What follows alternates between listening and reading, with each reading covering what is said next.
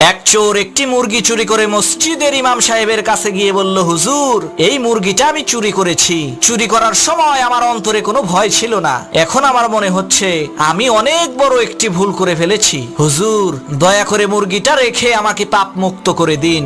হুজুর বললেন, আরে ভাই, এইভাবে তো পাপ মুক্ত হয় না।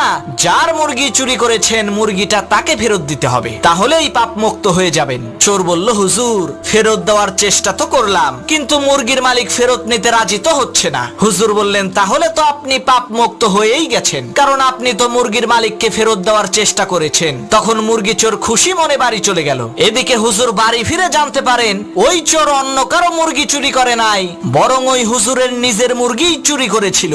তখন হুজুর মাথায় হাত দিয়ে বলল, আল্লাহ, জীবনে বহু চোরের কথা শুনছি, কিন্তু এই রকম উকিলের মতো বুদ্ধিমান চোর যে আছে তা আমার জানা ছিল না।